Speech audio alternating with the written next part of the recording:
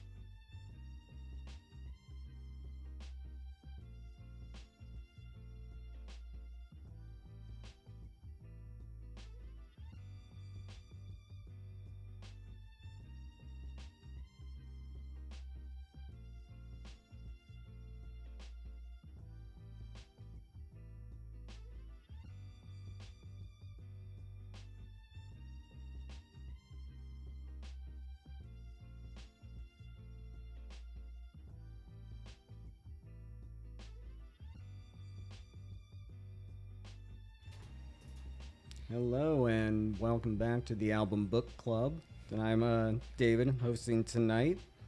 So tonight's album was damn it, Ruby Vroom by Soul Coffin. And just to go on and dive right in, top three. One with Buzz to Beelzebub, down to this, Mr. Bitterness. My top three were Screenwriter's Blues, Zoom Zip, and Mr. Bitterness. Mine was Screenwriter's Blues, Is Chicago, Is Not Chicago, and Sugar Free Jazz.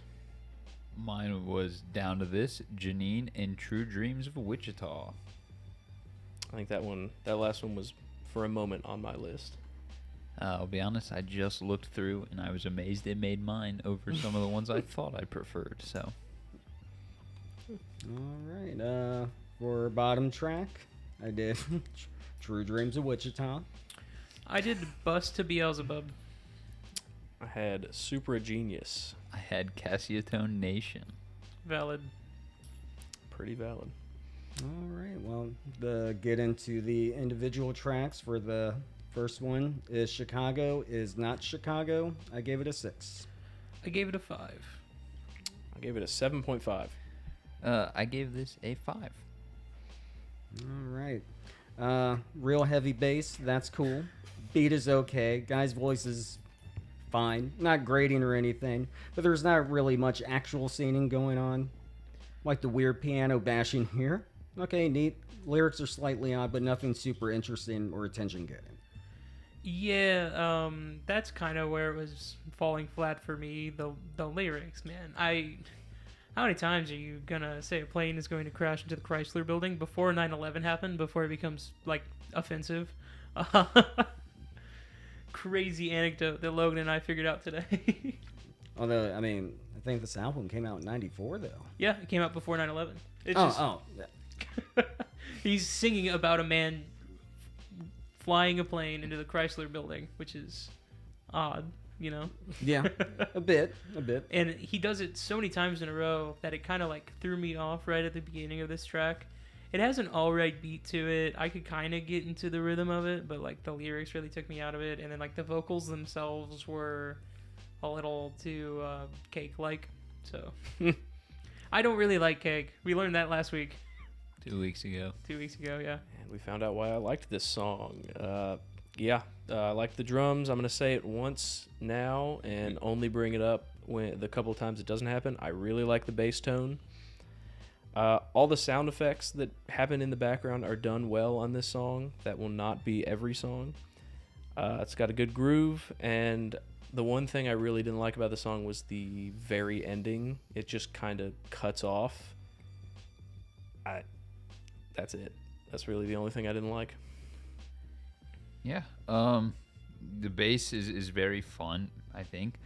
The actual bass line wasn't very intricate and was very like the same the whole time, but it was a very fitting part, and that was nice. There's just a lot of repetition in this song, and basically every song from here on out. Song means album in this case. It's just a lot of like, it's not necessarily one thing the whole time, but it's like one chunk the whole time. It's like this chunk repeats and then it goes to a new chunk that then repeats, or it'll mix in those two, but it's just those two the whole time, and it gets crazy. Other than that, there's like a weird sloppy wet noise on the outro of this track, and I was digging that until it cut off. So All right, right on. And for the next track, Sugar Free Jazz, I give it a 6.25. I gave it a 5.75. How does it? Oh, I gave it a 7. give it a 5. Much better heavy beat. Seagulls? I guess There were seagull noises. Seagulls in this. and dolphins. Okay. Yes. Oh, I missed the dolphins. We got some Takanaka inspiration going on right here. Yeah, and schools, bombs. Does that mean anything? Or is it like scat and jazz, where he's like zip zap zoobin, kind of Zip thing? Zappa Zubin. I No, don't no, know. no. Zip Zap comes later. Oh, okay. But the trippy dream saxophone is cool. I don't really. I have a personal note about the saxophone. I love saxophone. I love it whenever it's in any sort of track. I don't really like how it's used here. It sounds a little weird. Logan and I were debating whether it was a clarinet or a saxophone today. That was hilarious. I think I have clarinet written down. It's that was the timbre one of on it is track so 4. weird. Oh. Was the one I was debating if it was a clarinet or sax. Oh, I thought we heard it here too. I think Well, it's no, just the this general one- horn. I I do said have this on those- one I knew was a sax, but the one on track 4 was very like. Ugh. Oh, no, that was a clarinet, 100%. Okay, That's I- the one where my note is. See, I have Yeah, I did sax have a written clarinet down note. because if you listen to it, the actual like horn timbre, like when it would trail off, was metallic, not wooden. I was listening more to the start. That was the attack of thing. The notes sounded like attack clarinet. sounds very soft, which makes me think Well, it's you can not do the that on a start of saxophone. the phrase. Well, you can if it's not the start of the phrase. It depends on how good you are. If you're really good, you can at the start of a phrase, but like you have to be really good, and that'd be super surprising considering the rest of this album. I don't know, like touring band paid millions good. That'd be the saxophone player that could do it. The guy who spends nothing but practice oh yeah, time, that's true. or they'll pay the guy to do it. All right. Oh yeah, my only thing about this song was like Oh, I yeah. didn't like that saxophone timbre. I don't really like how it sounds in the track. I think the rest of the beat is like fine, but we get more into the I hate cake vocals and I hate how this guy's voice sounds. So it's just a mute point of me like bashing in my own personal opinion. Like, yes, everybody must think like me. Everybody hate cake. I Ironically, wish I will never hate cake. You pie people disgust me. Ironically, my last note is I think what happened to Logan and most other people with the lyrics on the Cake album is going to happen to me this album. Yeah, it got real old real fast because it's very sarcastic, which is fine. And there's plenty of bands that have gotten famous off of the like sarcastic vocal stylings. The one this reminded me of over Cake was Bloodhound Gang, but I think that's just because I've heard more soul coughing than just this, and the hip hop stuff tends to be more Bloodhound Gang than Cake. And it's hitting the sarcasm part, but it's missing all the fun, goofy beat there, I think, especially in this song. So it really killed it. And this is just way too stripped back. Plus, school bombing is just a weird thing to have lyrics, because it's schools he bombs is the words. I had to actually look at the lyrics for that. Oh, okay. Yeah, it's kind of nuts. It's real dark. The first 2 songs are just depressing. Yeah, I had a note like that somewhere. Not on this track, but down the line. I thought it was going to be a concept album about like national tragedies that have happened, and then I saw it came out in '94. I was like, no, this is just predictions of national tragedies. No, fun. Anything else? We groovy? Oh, we're groovy, David. All right. Hell yeah. Next song, Casio Tone Nation, live. Give it a 6.5. This song is not groovy. I gave it a 3. I gave it a 4.5. Give it a 2. I don't like any of it. None of it. I don't like anything going on. I don't like the weird, like, I don't even know how to describe the like gaps in the notes that we have going on, and it's the instrumentation itself I don't really like either. It's just like way too much all at one time, and it goes way back and forth, and it kind of treats you like you are a baby rattle held by an autistic toddler. Well, this one is making me laugh at least. I like the slippery beat, getting trippier. And you know what? I can dig some anti-mindless consumerism type stuff. You know, a bit George Carlin-y, I guess, but you know, Carlin is part of my roots. The weird screaming in the background is fun. Did they bring in some strings in the layering? Just digging the layering in general and trippiness in general. So, I guess I'm a trippy guy. I like trippy things. You know what? I guess you could call that quite a slippery beat. It felt right. Yeah, I think the beat itself is fine. I don't think it's better than the last two we heard, and I don't think it's going to be better than most of the rest of it. It's really came down to lyrics is why I didn't like this one. Several times he just starts counting. I don't know if there was a significance in the, I guess, if that was relevant to the song at all, but I didn't like it. It was the fourth track, so he said 4 a bunch. And then he kept counting. So he said a lot more numbers than 4. The outro was kind of cool, I guess, but it happens for 2 seconds and then is never brought up again. Yeah, I'll be honest, I don't know what happened during most of this song. I just wrote down how much I didn't like it. The lyrics are uninventive, to say the least. Repetitive. Garbage. In time sometimes. Delivered in the worst timbre possible. There's just nothing to this song, like, to call it a song. It really feels like a bunch of words were put into a hat and then one specific order for like a Mad Lib was picked out. So it's like, all right, this is your line. And then it was just like, all right, now what goes here? I don't know, some random group. What goes here? A country. And just stuff like that. I think nipple clamps is the one in this song. It was like 5% to nipple It's clampers. bad. It's It's like, bad. why? And All it, right, you say nipple clamps like it's a bad thing. no, why is it such an important lyric that it throws off the timing of the song to get it in there? 5% in nipple clampers. 5% Yeah, again, speed to the lyric. Exactly. I don't know. Again, to me, I guess that's part of that George Carlin-y kind of feel. So, I think there's just, because I don't know what they look like while they're performing this, right? I feel like this would deliver better at a live show to see the sarcasm. But it's kind of assumed sarcasm, and they're just really bad at it from my perspective. But it's also, I guess, very much 90s kind of humor.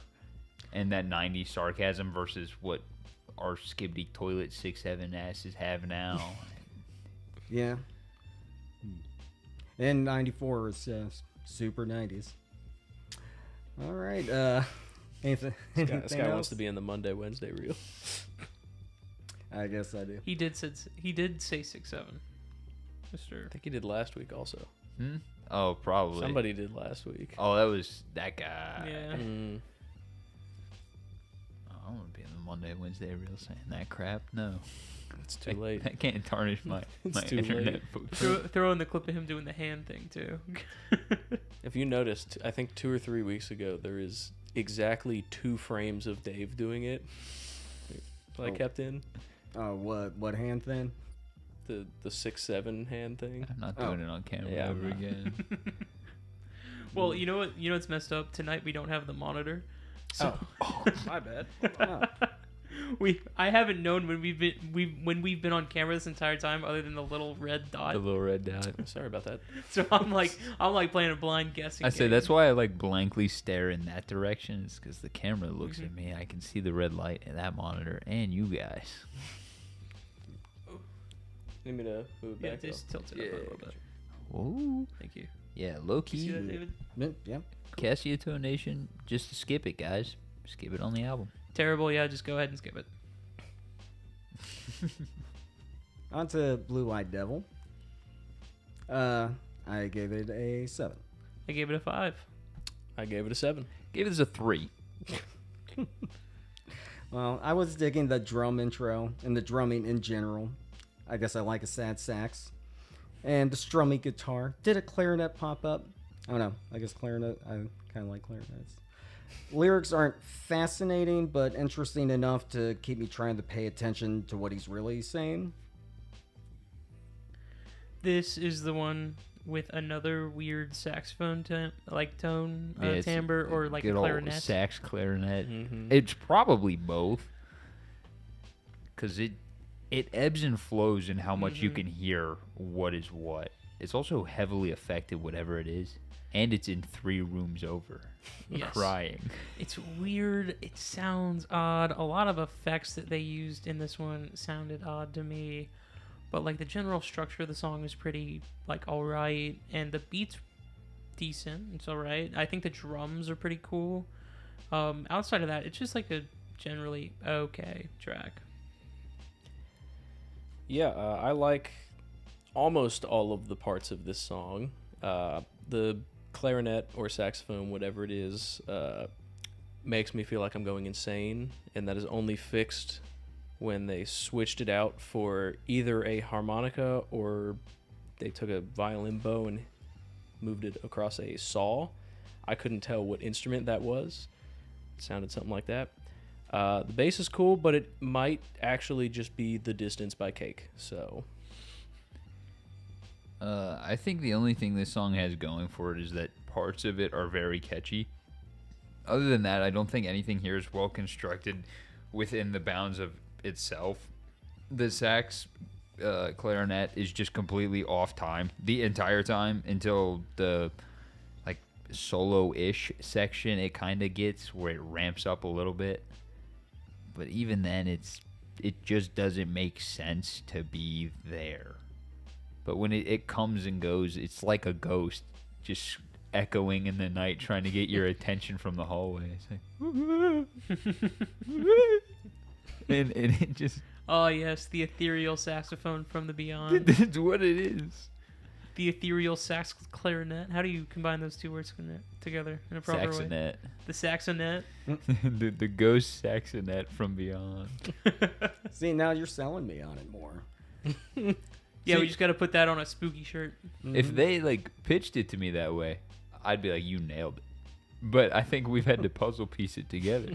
That it died in a tragic car accident, and It died on the way to the ER. a saxophone and a clarinet were married. When a saxophone and a clarinet love each other very, very much, you get Benny Goodman. But then when they drink too much and try to drive, tragedy strikes. But we get this track. A whopping 3 points. So you said that like you enjoyed it. I didn't dislike it. I just didn't think it was good. It was one of those ones where you just kind of the- sit there like Like I said, it's the whole okayest time? track of all time. I just wouldn't recommend it to nobody. All right. Not unless they're into the ethereal saxophone from the beyond, or the Yeah, the if you- ethereal if you like saxonet from the beyond. yeah. Yeah, if you like that, then that can be a selling point. Bus to Beelzebub. I gave it an 8. A 0. 3. 3. I gave it a 5. I gave it a 5. I hate, actually despise the lyrics and the vocal performance in this track so much that it just tanked the score. The rest of it's okay.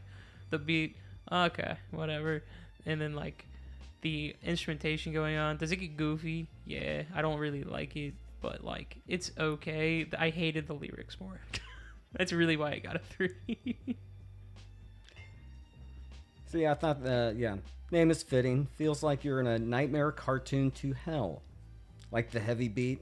See, I guess I at least thought the lyrics were interesting. I need to take more notes on the lyrics themselves beyond just, oh, neat. It's not helping me out. It's a grind is fun. Like the punch of get onto the bus. That sampled melody in the background sounds super familiar. That was really like that, maybe like a Looney Tunes thing or something like that. It was really just sticking a needle in my brain. Like, what is that from? Definitely not chill music. Very manic sounding. And I forget, what does voulez-vous mean?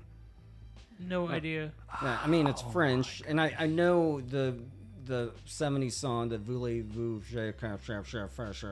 the, do you want to go to bed with me? So maybe, do you want to take the bus? Something like That that. would make sense. So, I was just saying, I think guess, it's, Do you want? Mm-hmm. all right, do you want the bus? Okay, yeah. Do you want to? That's the formal, I believe. I don't know. I thought, They and say use the formal you anyway. the Elvira keyboards are fun. An anxiety attack at the bus stop.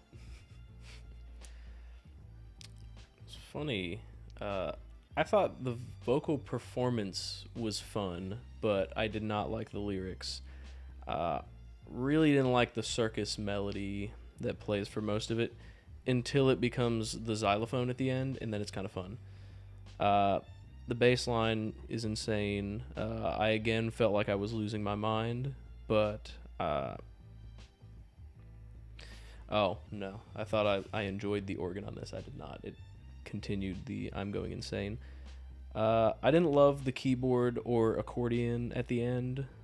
Yeah, the only other note was that I thought it was going to be a much lower score after my pre-listen on Monday. Yeah. I think the intro was pretty cool. I don't remember it because the rest of the song threw me for a loop. Everything gets really weird, and I think there's a point of weird that's cool and weird that's what the hell are you doing, and this started at weird cool and then reached weird what the hell are you doing. My biggest notes to take away are this better have a music video because there's a lot of like empty space where the music is clearly telling a story but not well enough, and you need a music video to go and tell me what's happening. And then they just don't know how keys work, or they chose to throw out all their knowledge of how scales and keys work, because there's a part where not a single instrument is playing in the same key. They hit like similar notes every once in a while, but they're all just going bang, bang, bang, bang, bang, bang, bang across the board, and it's nuts. It's rough, but it's a song about a bus ride to go see the devil, so it's supposed to be a little chaotic. It pushed too far.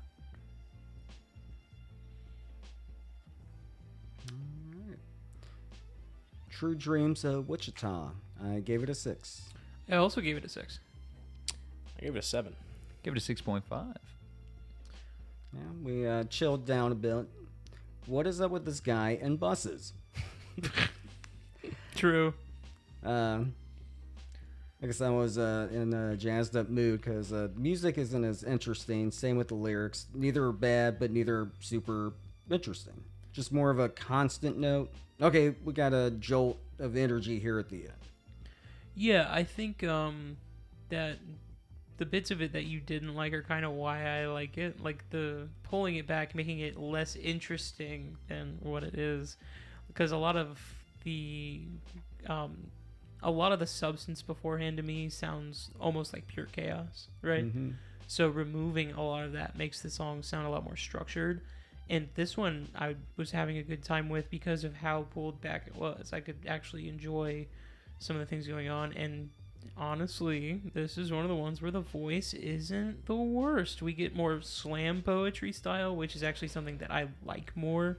And like when it comes to Cake and other artists like that, I prefer it kind of when it sounds like this versus when it sounds like it did beforehand.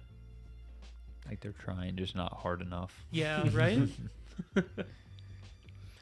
Yeah, song had a great groove. It didn't feel anywhere near the 5 minutes that this track was, and that's where most of the points came from, is from me looking down and realizing that 4 minutes had passed in what felt like such a short amount of time. I didn't love all of the sound effects in the background, but for the most part, it was pretty good. I also wrote down up, down, because I said that a bunch of times, but then I realized that we never posted that video, so it doesn't work as a reference. I get that one. Song's a banger, by the way. Yeah. first off the bat, they were just on the bus to see Beelzebub, and now they're in Wichita, so that seems pretty accurate. Other than that, the song's actually just a groove. It's real pullback, and then they kick in a little. It's got structure. There's some weird stuff, but it's better than what you just heard, so. All right. Screenwriter's Blues. I gave it a 7. I also gave it a 7. I give this one an 8.5. Give us a 4. This is kind of the peak of the album for me, and we're actually in a riding high spot. I've been rating really low up until like this point. I just feel like things have gotten a lot more structured from where we have been. I like this song a lot more. I feel like the vocals are performed actually pretty well, and I like how the guitars sound. I like how the beat sounds. Everything feels a lot more contained, nice, more structured. You know, it's nice. It feels more like a fully realized track, even with some of that goofy stuff in there. They make it sound really nice. Yeah, I like that the vinyl scratch. Nice choppy beat. Lyrics are interesting.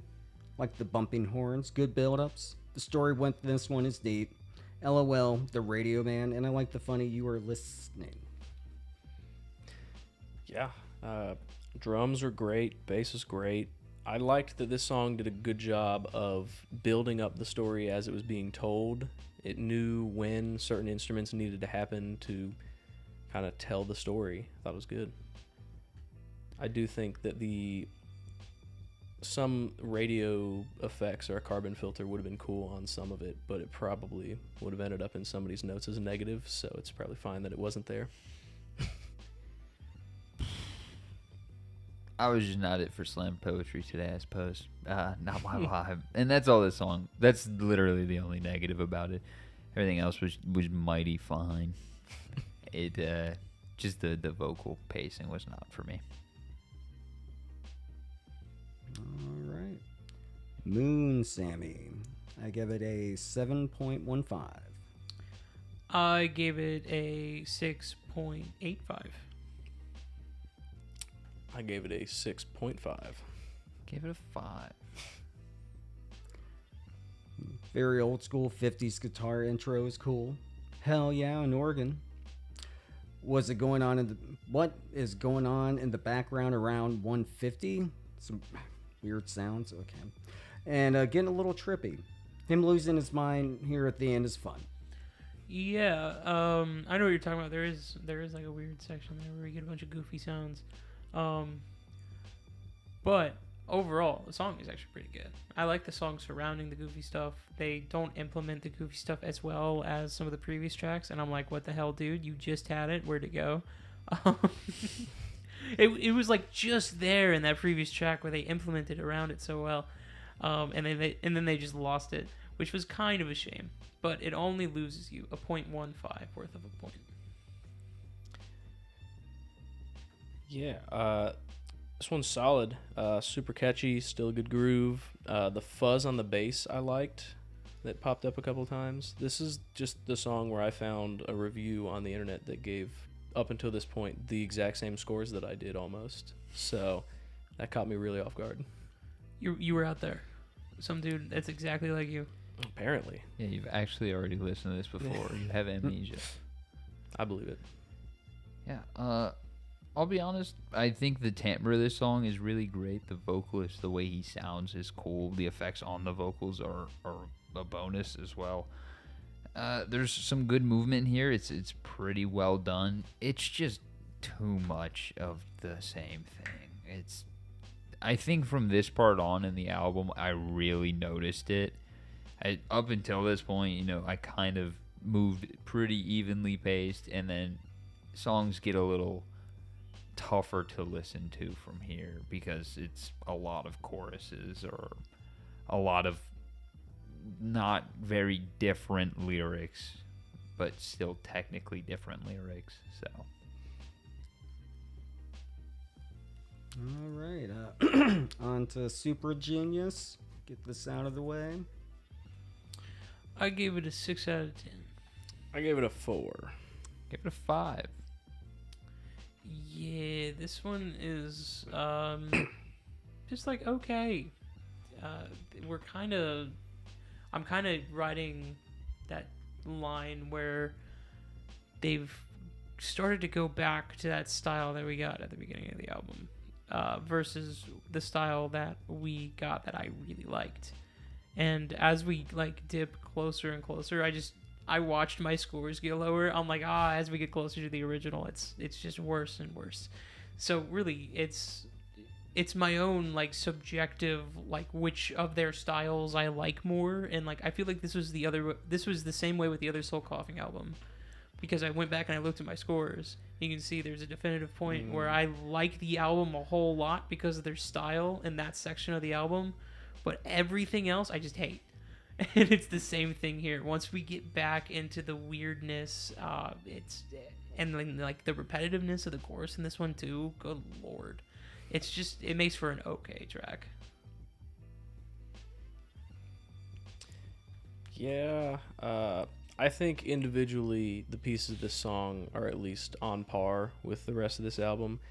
Just kind of as a whole, I liked the track itself less than I've liked most of the other ones.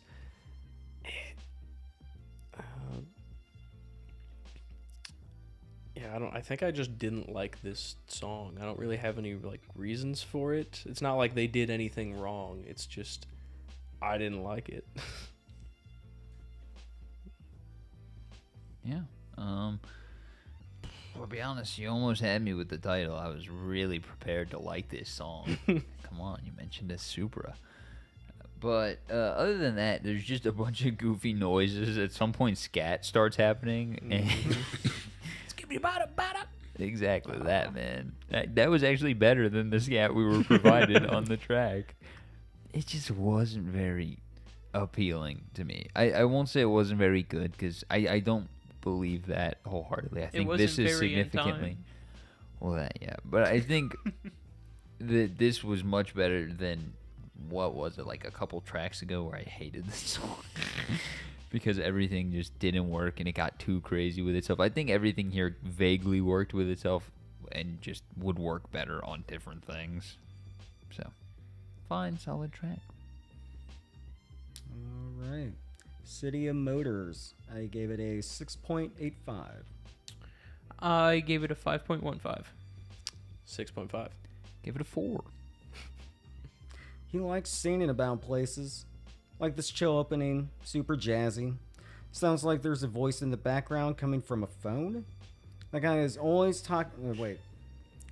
The guy is always talking us through something. My girlfriend was convinced that it's one long narrative and each song is a chapter. I don't know if that played out, but she had that theory. I could see that, kind of. I thought it would be a concept, but there's no connecting, really. It's like, kind of. Like, in the vaguest sense, in the vaguest terms, kind of. But, like, for me, I can see the kind of, like, cinematic or, like, the, like, journey that we go through with these tracks. And, like, it kind of ebbs and flows with my scores, too, because we kind of switch between these modes and styles. And obviously the reason this one's lower is because it sounds like the other half of the songs on this album. Right.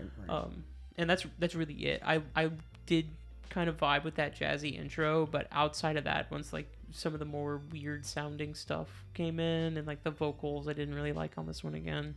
Once that stuff started coming in, it's okay. You know, there's a song there. I'm not going to listen to it again personally. Yeah, pretty much right off the bat, they added extra percussion to the drums, so I liked that more than a lot of the other drum tracks on this album. The backwards ad-libs were cool, and other than that, it was just a pretty solid track. We're not going to be very popular with critics, I hate to say. So this is the first album for the band. It is not a concept album. Mm-hmm. It's largely samples and stuff like that, though. And I think that is probably why things don't particularly make sense together or are not in time together. But yeah, as far as this song goes, same thing, you know, different track, cool opening, gets ruined. Drums are cool. It's just not very much my section of the album, I suppose. This is the slog part. Mm-hmm. Zoom Zip 7.15. I gave a 6.85.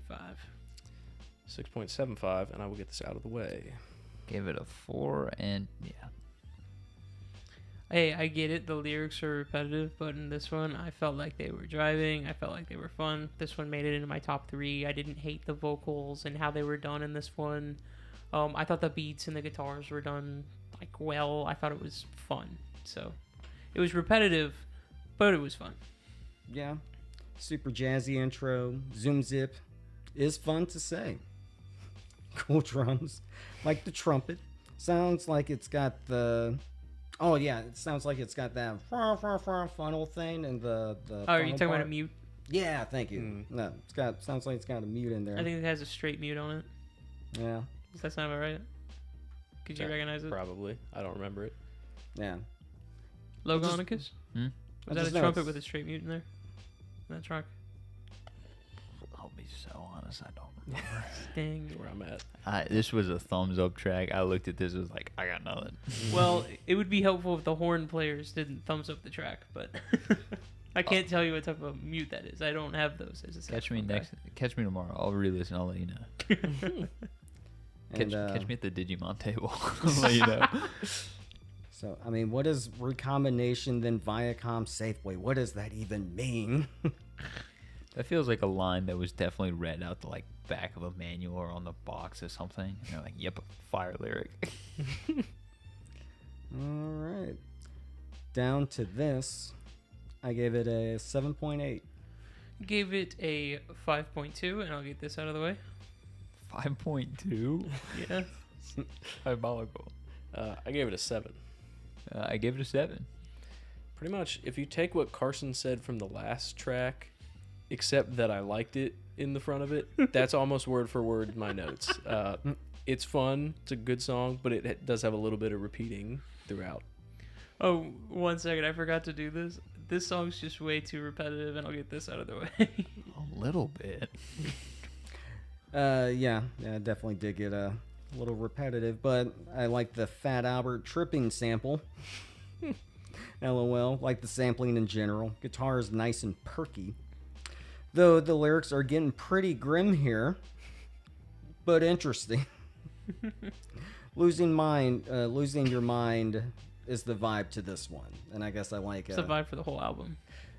Well, I guess it's just a little extra on this one, and being crazy myself, I guess I can dig that. No, I just feel like there's a vibe to a lot of these tracks where you're kind of losing your mind in the middle of them. Yeah, and It was like the opposite of Willwood. You know, like Willwood turns you clockwise. This turns you counterclockwise. But yeah, I think the actual beat, solid, very fire. The lyrical content, the longer it went on, the more I processed what was happening, but also not exactly, because there's not a full story in there as to explain as to what getting the hands, or the ankles and the hands is for. And so I'm really hoping it's not like a really, really heinous thing. And if it is a really heinous thing, you get a 0, because that's all the song is that plan. But other than that, yeah, the actual like hip hopness to it was fun. The fact that it wasn't just weird, generic halfway rock song, and was kind of this beat with some flow to it, a little bit of chorus, or not chorus, verse play in there, not too much, but it's pretty fun. all right. Mr. Bitterness, I give it a 7.7. I gave it a 6.3. Gave it a 7. Gave it a 5. Thought the neat beats makes me think of the movie Pi, which is crazy considering it came out 5 years before Pi. It's a Darren Aronofsky movie. It's super crazy. When like the movie Pi itself, it's very manic and crazy feeling. Great variety in background instruments. Interesting lyrics too, though a bit repetitive. Was about to ask why this bit of silence was so long, and then the next song pops in. Yeah, this one, We get funky here. I actually like how much everything kind of bends. We get like really fun.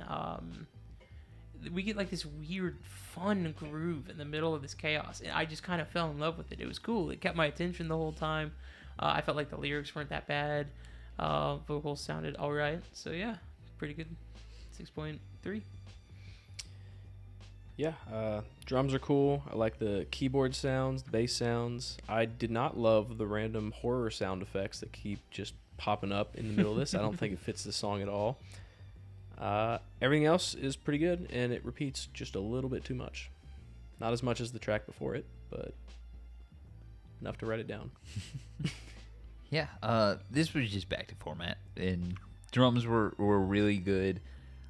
Although for how long the song was, it felt kind of empty. I was expecting a little more crazy than I got, and I was disappointed by that. So say what you will, but I think the crazy got me in the end. Fought the crazy and the crazy won, huh? It always yeah. does. All right, and for our last track, Janine, I gave it a 7. I gave it a 6. I gave it a 6. I gave it a 7. All right, nice mix-up for the last track. The guitar is fine. Something flat about it. Not in the key sense, just like the way he's holding it or something. I don't know. The answering machine sample used throughout the song is neat. Don't think I really care for his voice when he's holding out Janine, though. Yeah, this one is just okay. The instrumentation sounds alright. The beat sounds alright. The vocals sound alright. They're kind of boring. And that's it. I mean, it's not... It kind of disappoints when it comes to being like a final ending track. But like, what else can you do when the rest of your album is as chaotic as this one is, you know? I think they would have just done Bus to Beelzebub 2, and we would have hated it. Probably. The bus out of Wichita. Yeah. I thought the song was pretty good as the ending to this album. I think mixing the voicemail with the actual vocals works most of the time. There's a couple spots where the voicemail gets a little too loud and they start clashing a little bit, but overall it's pretty good. I think this is a good track in the setting of this album, and I would never listen to it on its own. Yeah, I think as an ending, it's perfect. I think Dave hit the nail on the head with the Janine line, and I think Connor hit it with the voicemail. Other than that, I really do like that there's an actual progression to follow for this one. And that's very pleasant, especially after 13 songs of almost insanity and nothing to follow. This was like, here's reality again. Get out. And I liked that, so... All right. For pacing, I gave it a 6. I gave it a 4.5. I gave it a 6.5. Gave it a 5. It's way too long for how duty it is. That's my personal opinion. It's just because I didn't like the album, and my honest gripes with the pacing is I don't like how thrashed about we are in some of these tracks, and it makes it really hard to engage with the album sometimes. It makes it really hard to sit there and listen through it all the way, which I feel like this was released in a time where that was very normal. Yeah, because you pop it in your CD player. And Yeah, you had to pop it in the And CD your player and listen to the Walkman. whole thing all the way through, and like this just gets so chaotic and weird that it's, I don't really see the appeal. But again, that's like entirely subjective. So if you love hearing the ethereal saxonet, go right ahead. I do not, so I won't. I mean, there's definitely more than a few times where I stop and I'm checking the, where I am. Just, oh gosh, how much is left? Because I guess individually, plenty that I was fine with, but yeah, taken as a whole, it did get to be a bit much, and it felt long. Yeah, you know? it's hard to felt its consume length. that much. You know, there's just so much content to it, and it's so chaotic the whole time that it's just hard to grasp the whole thing. You know, Right. it's hard to sit there and listen to it all. Yeah, I think you guys were saying it the whole time there. As a whole, this feels longer than it is, but I do think that each individual track feels about right, with maybe a couple exceptions here and there. Which I don't really know how to score that. It's kind of like the 6.5 and a 5, because I would give a non-review listen probably a 5, but like some of the songs better. Mm-hmm. But I think for this format, it got a better score because of each track not overstaying its welcome. I disagree wholeheartedly. I think almost every track overstayed its welcome. But I think I'm someone who's not prepared for 4 minutes where 2.5 of those minutes are one vocal line, or mostly the same vocal where they change the ending of the line and that's it. It's like, or that's Cassia tone in case you couldn't figure it out. It's just not for me. I can't deal with that much repetitiveness in actual lyrics. It's funny because I like Daft Punk and I'll listen to all 8 minutes of Around the World. But it's because everything... It's because that song's good, though. Well, that's fair. But it's got just the right amount of it's just the one lyric and the background changes, versus this is all one lyric with the background the same until you get to absolute catatonic craziness. And it just doesn't reel itself in until the end. It really just kind of is like letting your kid be free reign at the park until it's like, all right, we're leaving now. All right. Album art. I give it a 7.5. I gave it a 6.5. I gave it a 7.5. I give it a 6.5. It's two schools of thought on this one. Yeah. It's like just all right. I mean, I like the photo and I like the text on it, but it's pretty basic, and I don't feel like it does much. But I like the photo. I think the photo is cool. Yeah, I don't like that it says soul couching. That's exactly what I just looked at. I No. was like, did Yeah. they change their name? No, Yeah, it's because I kept double checking. I was like, I could have sworn it's soul It's the coughing. little Yeah, black it's line there. there. Yeah, boo. In which case, that's still poor font choice, because the font choice isn't my favorite. Yes, I get the connection of the stars and her being a cosmonaut or astronaut or whatever, but, you know. Personally, if it was just the Astro Girl, I would like it a lot more, because I just like the black and white look. I think her cosmonaut outfit is pretty neat, and she's, you know, I do pretty think gal. that would have bumped it up to like a 7.5 for me. yeah. So The font is like kind of insufferable.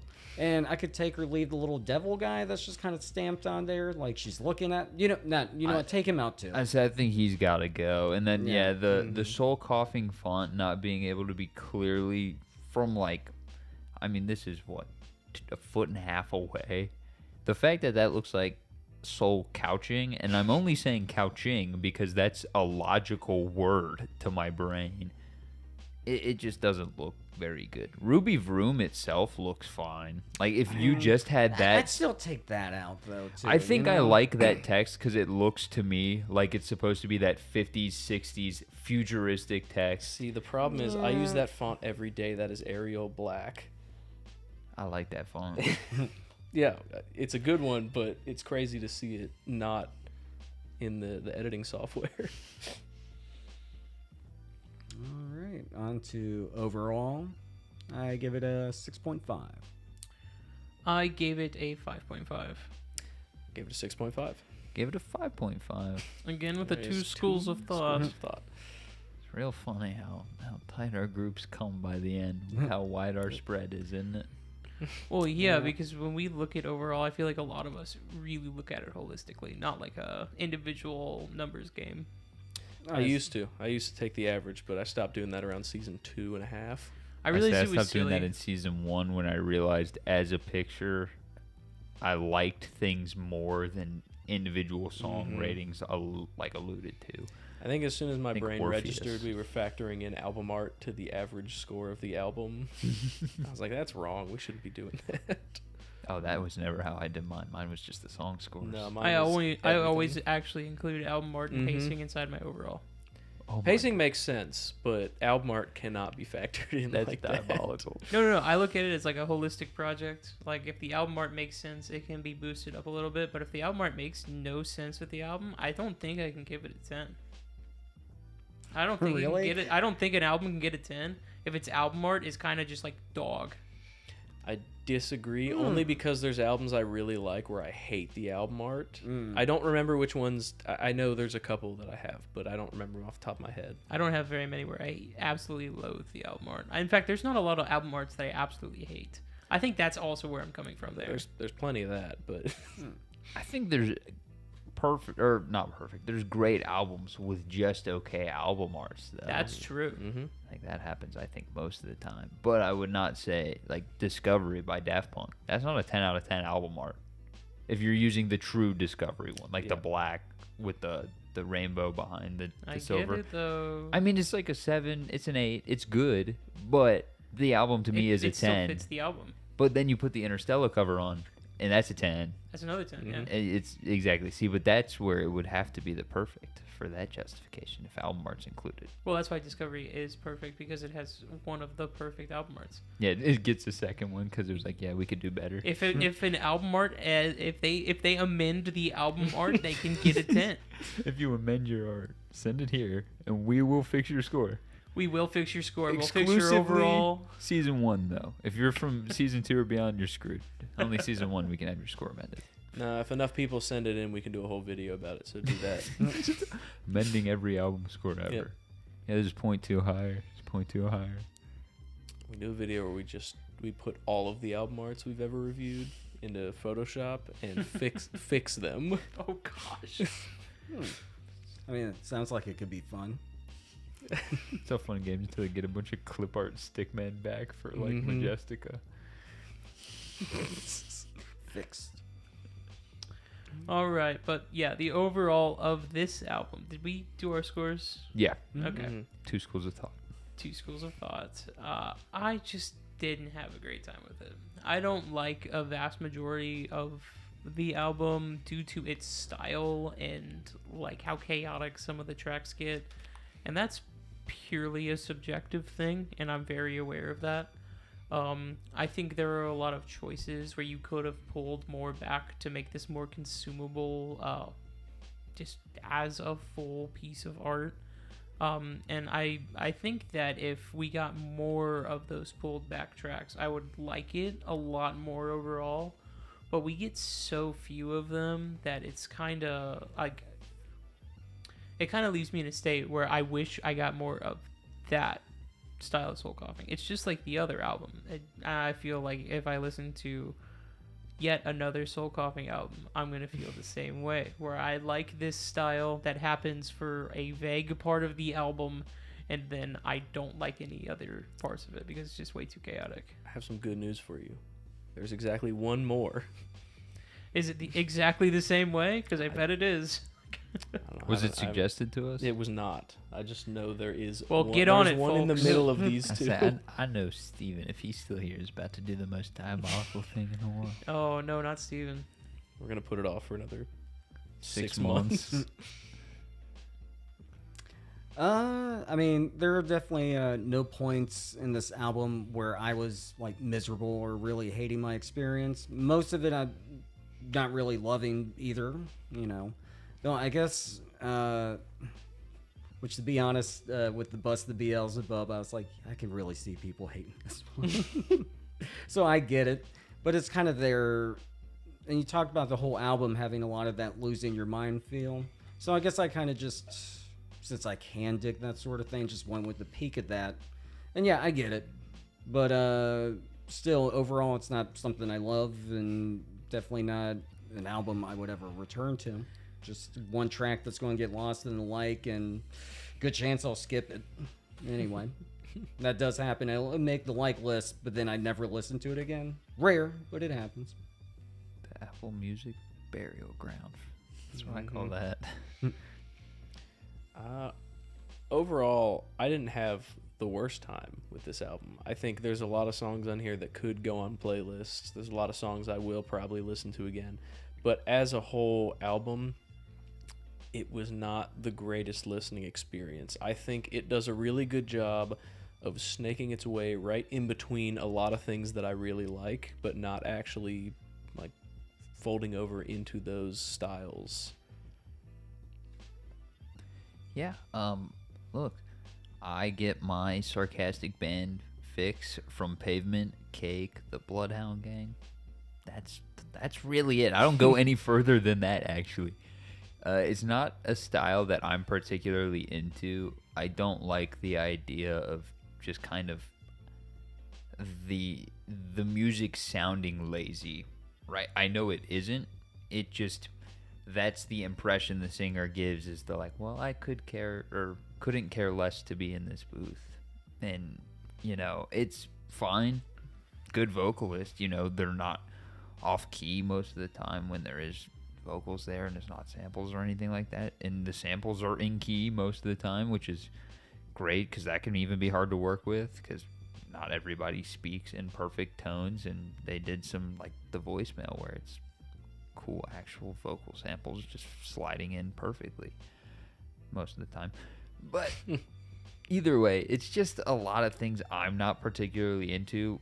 I think that I understand why people were into this, especially in the 90s. That was, I'm sure if you were in high school in that time listening to this was it. This was not what was on, like, radio. I don't know. 94 was a pretty big year. That's true, yeah. Yeah. Actually, big year in general. Movies, like, God, Pulp Fiction came out that year, and Shawshank, Forrest Gump. So, Kurt Cobain died in 94. 94 is a big year. Mm-hmm. Yeah, but I mean, it launched Soul Coughing into something. So they were part of the wave, apparently.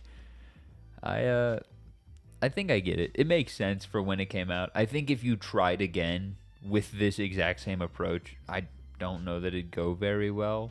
I think it's a little too chaotic and a little too long for how chaotic it is. That's just the kicker. If you're going to go this crazy, you go hyperpop route. You make every song 2.5 minutes. And Let me fact check some things about the last one. so the last one's shorter. I know that. It's a little bit shorter, but I do feel like it made more sense as a whole project. That was the big thing that I knew, but it's not that much shorter. It's 14 songs. It's like 5 minutes less. Oh, I thought it was like 10 or 15 minutes like less. 57. Oh, shoot. I thought it was going to be way more than that, or a way bigger difference. Yeah, so I missed that episode, but I did listen to it because I called out sick hoping that I was going to be able to make the episode. But it was a much better project, I think, cohesively than this was. But I think this had probably better singles off of it. There were songs I enjoyed better off of this one. So Yeah, I'm up probably. I do believe that's. Or do you have anything else to say about this album? Oh, no, I spoke. Said what I had to say. All right, well, Connor, I believe that's you. Cool. Leander? Yeah. Okay, that's what I needed. Next week, we will be listening to Leyenda by Danny Lux. Suggested, I don't know how long ago. That's somebody. We've been sitting on a lot of albums for a long time. And if you've made it this far, we need you to like, comment, and subscribe. And in that comment, we need you to drop an album, EP, or song suggestion for us to review in an upcoming video or live. And with that, we will see you in the next one. Bye. Goodbye.